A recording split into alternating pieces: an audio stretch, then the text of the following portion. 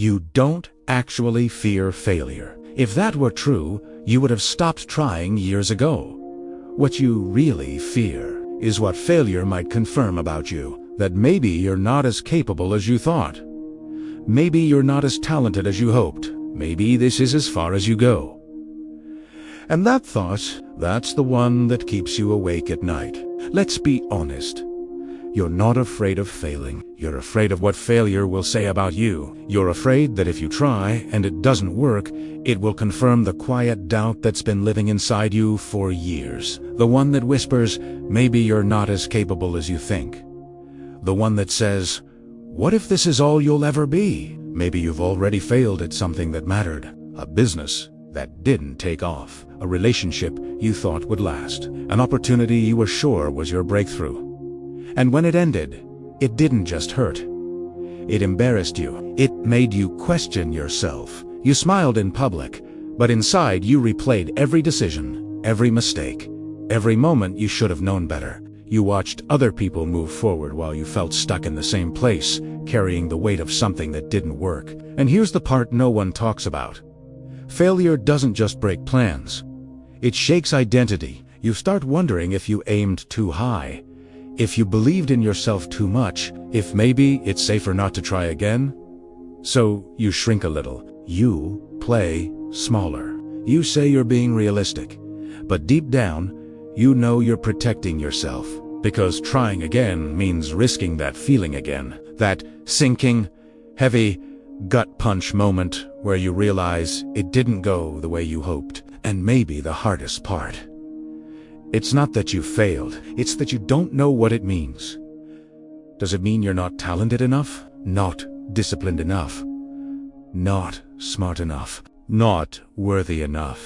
We live in a world that celebrates wins loudly, but treats failure like a verdict, like a final decision about who you are. And if you've been carrying that weight quietly, if you've been telling yourself you should be further by now, if you've been comparing your chapter 3 to someone else's chapter 20, then this message is for you. Because the truth about failure, the real truth, is not what most people think. And once you understand it, you'll never look at your setbacks the same way again. Here's what most people never realize.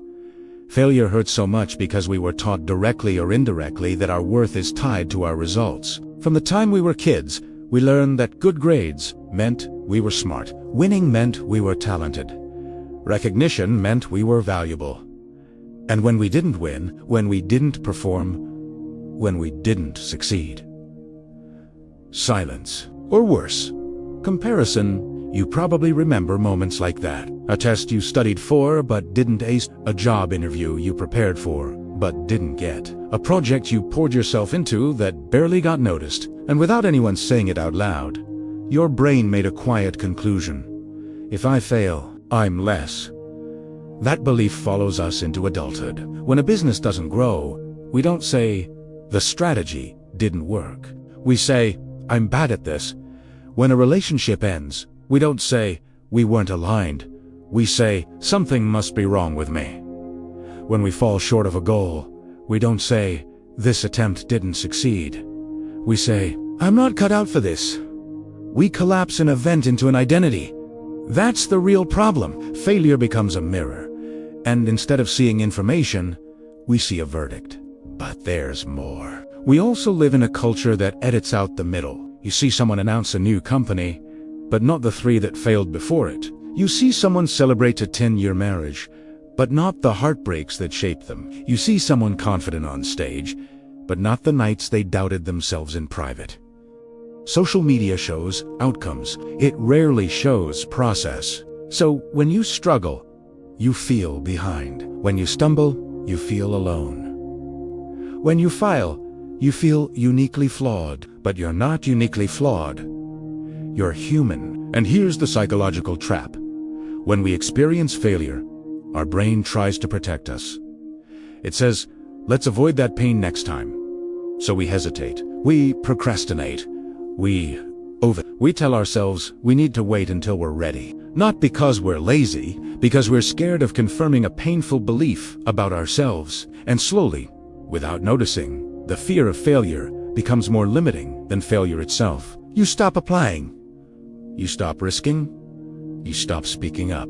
You stop trying at the level you once dreamed of, not because you lack ability, but because you've confused a result with your identity. And until that confusion is untangled, failure will always feel like a threat instead of feedback.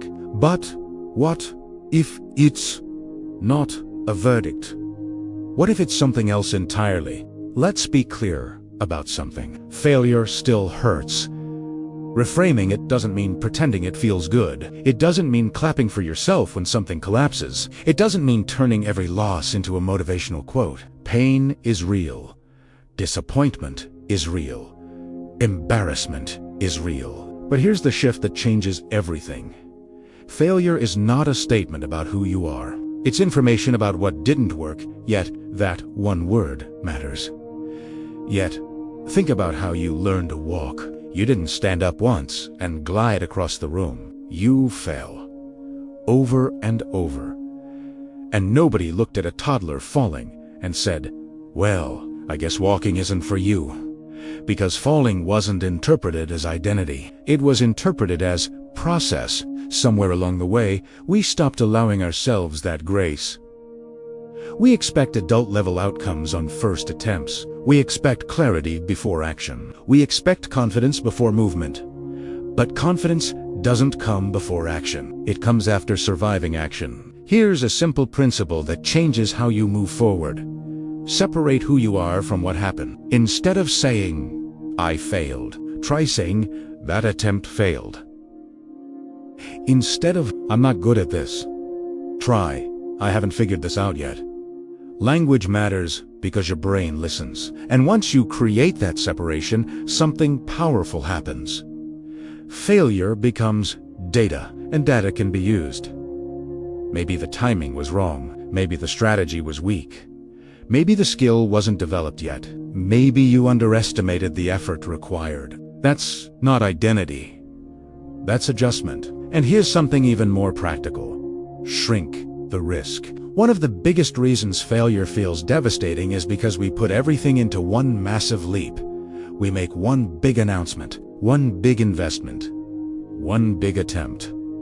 So when it falls, it feels catastrophic. But what if you made smaller bets? Instead of launching the entire business, test one offer. Instead of writing the whole book, write one chapter. Instead of changing your whole life, change one habit. Small experiments lower emotional risk, but still create progress. And progress rebuilds trust in yourself. Another truth: you don't rebuild confidence by thinking differently. You rebuild it by keeping small promises to yourself.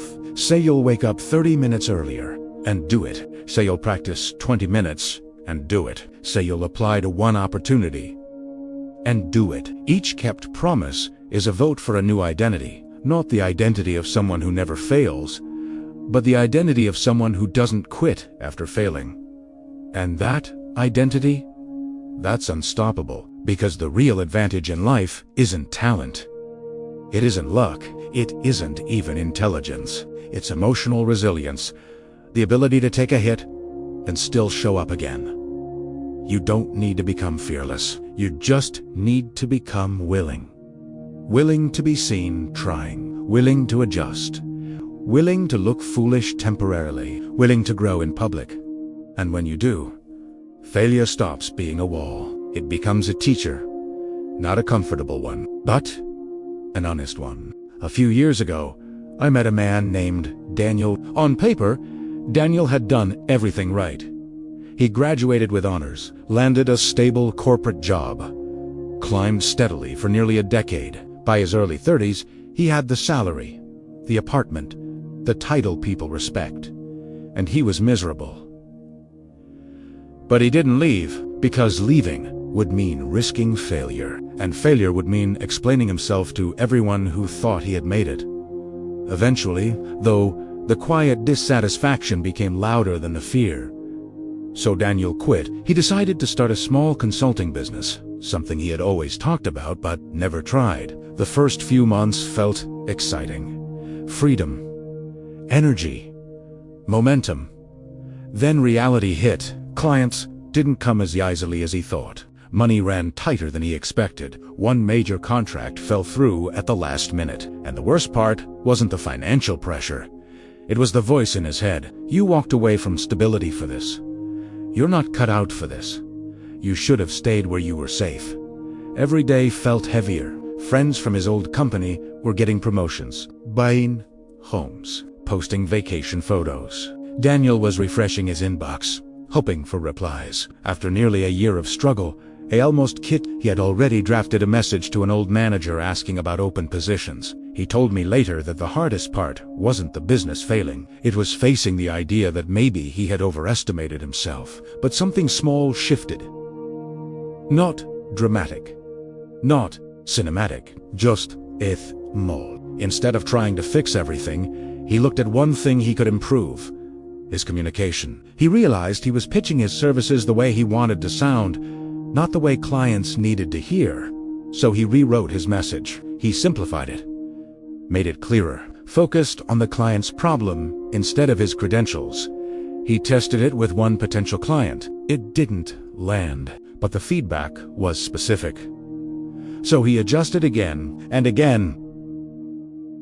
Slowly, painfully, slowly responses improved. Not overnight success, just slightly better conversations. Then one small contract came in. Not life-changing, but proof that he wasn't incapable. Proof that the previous months weren't identity, they were iteration. Over time, that small contract led to referrals. Referrals led to stability. Stability led to growth. Today, Daniel runs a business that supports his family comfortably. But when people ask him about taking the leap, he doesn't talk about courage. He talks about surviving embarrassment. He talks about sending messages that got ignored. He talks about doubting himself. He says something I'll never forget. The business didn't work at first because I didn't work at first. I was protecting my ego instead of improving my skill.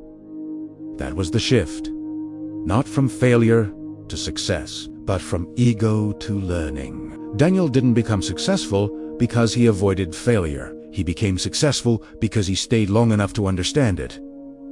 And that's the part no one celebrates. The quiet months. The ignored emails. The nights you question yourself. The decision not to quit, even when quitting would be easier. That's where transformation actually happens. So here's the truth about failure. It is not a verdict. It is not a label. It is not a final answer about who you are. It is a moment, a painful one. Sometimes, a humbling one. Often, but still, just a moment. You are not behind because you failed. You are not broken because something didn't work. You are not disqualified because you stumbled in front of other people. The only real danger isn't failure. It's letting failure define you. Think about your life for a second. Every skill you have now once felt awkward. Every strength you rely on once felt uncertain. Every version of you that feels normal today was once uncomfortable and unfamiliar. Growth has always required awkward beginnings, but somewhere along the way, you started believing that adults aren't allowed to begin again, that if you fail past a certain age, it's shameful, that if you change directions, it's irresponsible, that if you try and it doesn't work, you should have known better. But life isn't a straight line. It's adjustment after adjustment after adjustment. And the people you admire most, they're not the ones who never failed. They're the ones who refuse to let failure be the end of their story. Maybe you've failed recently. Maybe you're in the middle of something that feels like it's falling apart. Maybe you're afraid to try again because you don't want to relive that disappointment. But listen carefully. The setback did not shrink your potential. It revealed where you need to grow, and growth is not a verdict. It's an invitation to become more skilled, more resilient, more self-aware, more grounded. You don't need to erase your failures.